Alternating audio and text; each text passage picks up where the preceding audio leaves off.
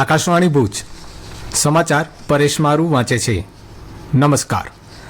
દેશની સરહદોની દિવસ રાત ખડેપગે સુરક્ષા કરતા સેનાના જવાનોની રક્ષા માટે રક્ષાબંધન અવસરે ગુજરાતની બહેનો દ્વારા રક્ષાના પ્રતીક રૂપે 3.5 લાખ રાખડીઓ જવાનોને મોકલવામાં આવી છે। રાજ્યની 53,000 જેટલી આંગણવાડીઓની બહેનોએ સરહદના સંત્રી એવા સેનાના જવાનોની રક્ષા માટે આ રાખડીઓ તૈયાર કરી છે। મુખ્યમંત્રી ભૂપેન્દ્ર પટેલની ઉપસ્થિતિમાં આ રક્ષાસૂત્ર કળશ સરહદી દળોના જવાનોને ગાંધીનગરમાં પ્રતીક રૂપે અર્પણ કરવામાં આવ્યો હતો। ગુજરાતની આ પહેલને ઇન્ડિયા બુક ઓફ રેકોર્ડ સ્થાન મળ્યું છે તે અંગેનું સર્ટિફિકેટ અને મેડલ ઇન્ડિયા બુક ઓફ રેકોર્ડના પ્રતિનિધિઓએ મુખ્યમંત્રી શ્રી સમક્ષ પ્રસ્તુત કર્યા હતા। મહિલા અને બાળ કલ્યાણ મંત્રી ભાનુબેન બાબરિયાની પ્રેરણા અને માર્ગદર્શનમાં આંગણવાડી બહેનોએ આ રાખડીઓ મોકલી છે। આ રક્ષાસૂત્ર કળશનો આર્મી, બીએસએફ, સીઆરપીએફ અને એનડીઆરએફના ગાંધીનગર સ્થિત જવાનોએ સહર્ષ સ્વીકાર કર્યો હતો।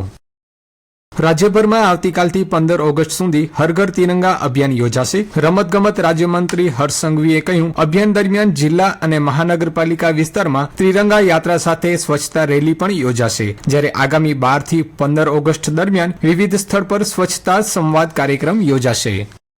ગુજરાત રાજ્ય સંસ્કૃત બોર્ડ દ્વારા સમગ્ર રાજ્યમાં સંસ્કૃત સપ્તાહની ઉજવણી થઈ રહી છે। ત્યારે જિલ્લામાં સંસ્કૃત સંભાષણ દિવસની ઉજવણી શાળાઓ અને મહાશાળાઓમાં કરવામાં આવી। આ પ્રસંગે જિલ્લા શિક્ષણ અધિકારી સંજય પરમાર દ્વારા સામખિયાળી ખાતે સંત સંધ્યાગીરી વેદ વિદ્યાલયની મુલાકાત લેવામાં આવી, જેમાં ઋષિકુમારોએ સંસ્કૃત ભાષામાં વૈવિધ્યસભર કૃતિઓની રજૂઆત, વૈદિક શ્લોકોનું જ્ઞાન અને પઠન પણ કરાયું। દરમિયાન જિલ્લાના અધિકારીઓ અને કર્મચારીઓ દ્વારા સંસ્કૃત ભાષામાં શુભેચ્છા સંદેશ પાઠવવામાં આવ્યા। સંસ્કૃત સંભાષણ ઉજવણીની જિલ્લાની 300 કરતા પણ વધુ શાળા મહાશાળાઓમાં યોજાઈ હતી, જેમાં 2000 કરતાંય વધુ વિદ્યાર્થીઓ તેમજ અધિકારીઓ અને કર્મચારીઓએ ભાગ લીધો હતો। સંસ્કૃત સપ્તાહના અંતિમ દિવસે કચ્છ યુનિવર્સિટી ખાતે સ્પર્ધા અને સંસ્કૃત સાહિત્ય પ્રદર્શની યોજાશે।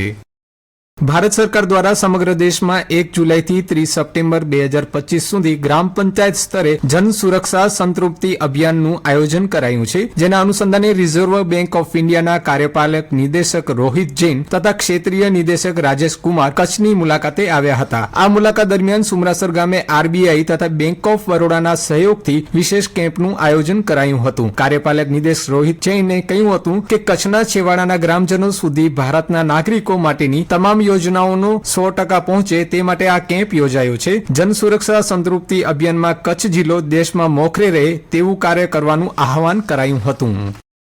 ગાંધીધામની ઇન્નરવ્હીલ ક્લબ, વિનેશ કલેક્શન તથા મારવાડી યુવા મંડળ જાગૃતિ શાળાના ઉપક્રમે નેશનલ હેન્ડલૂમ દિવસના ઉપલક્ષમાં ગાંધીધામમાં અનોખી સાડીથોન યોજાઈ હતી, જેમાં વિવિધ પ્રાંત સમાજની બહેનોએ ઉત્સાહપૂર્વક ભાગ લીધો હતો। સાડીથોનમાં 400 થી વધુ મહિલા, યુવતી તેમજ બાળકોએ ભાગ લીધો હતો। પંડિત દીનદયાલ હોલ ખાતે આ સ્પર્ધા પૂર્ણ થઈ હતી। કચ્છની હસ્તકળાને વિશેષ પ્રાધાન્ય મળે તેમજ જુદા જુદા પ્રાંતના હસ્તકળા કારીગરોને પ્રોત્સાહિત કરવા માટે છેલ્લા 4 વર્ષથી કચ્છ હેન્ડલૂમ 100નું ગાંધીધામમાં આયોજન કરવામાં આવે છે।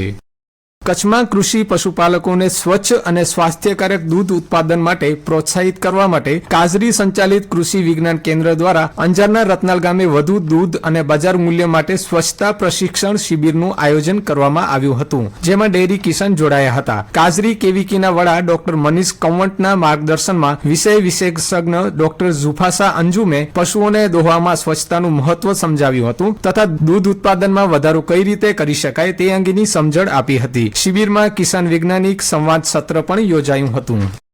દર વર્ષની જેમ આ વર્ષે પણ કચ્છના સાંસદ વિનોદભાઈ ચાવડા મિત્રો સ્વજનો સાથે રાપર તાલુકાના કુડા બીએસએફ પોસ્ટ ઉપર બીએસએફ જવાનોની સાથે રક્ષાબંધનની ઉજવણી કરશે। રક્ષાબંધનના આગલા દિવસે 8 ઓગસ્ટના લોદરાણી બીએસએફ પોસ્ટ કુડા 84 બટાલિયન તથા 0 પોઈન્ટ ઉપર ફરજ બજાવતા વીર જવાનો સાથે રક્ષાબંધન સહ ભોજનનું આયોજન કરાયું છે। આ ઉત્સવમાં ધારાસભ્ય, જિલ્લા તાલુકા પંચાયતના પદાધિકારીઓ, ગ્રામજનો, સાથી મિત્રો, સંગઠનાત્મક સાથી મિત્રો, કુડા પોસ્ટ અને ફોરવર્ડ બીઓપી સાથે મનોરંજન અને સંગીત કાર્યક્રમનું પણ આયોજન કરાયું છે। અને આ સાથે સમાચાર બુલેટિન પૂરું થયું। નમસ્કાર।